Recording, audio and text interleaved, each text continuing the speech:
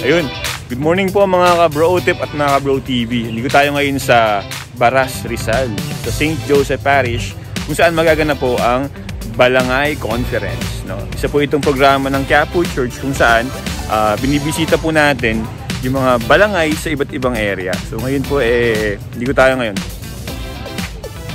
St. Joseph Parish, Baras, Rizal. So i-meet natin dito yung mga balangayis ng Quiapo Church na affiliated po sa atin. Sarap. So ako po ang magbibigay ngayon ng talk sa kanila, ng session. So ang tawag po dito ay Balangay Conference. So part po ito ng paghahanda po ng Quiapo Church para sa pusang kapistahan. So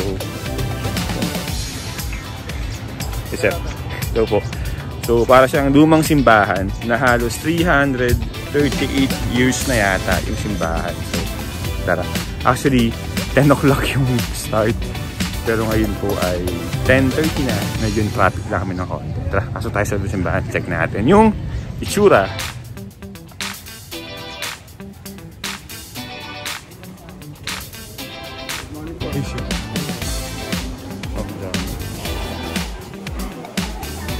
Good morning.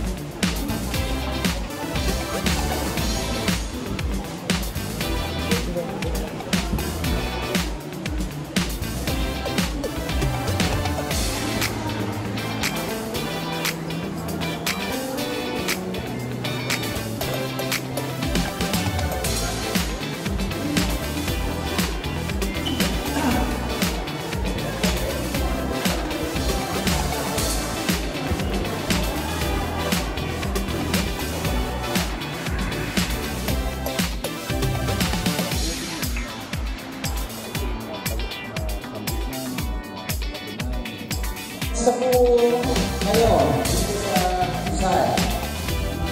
Ano po ang basahin dito? Ano po dito, mainit ang pagpanggap lagi. Panginoon sa Nazareno, ganang umaga po.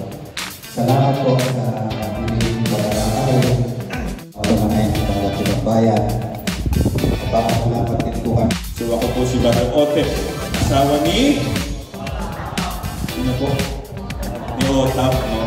Grabe naman mga Otap. Hindi po kayo lalim yun. So kasi Brother Otep asawa ni tapos yung kanina, habang kausap ko yung mga presidente,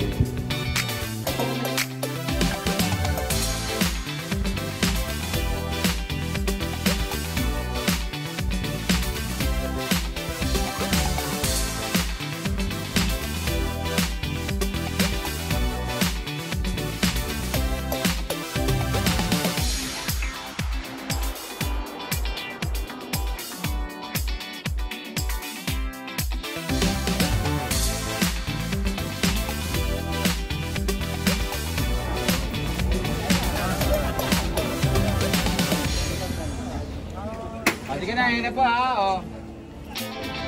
Sige. 2, 3. Hello po. Hello.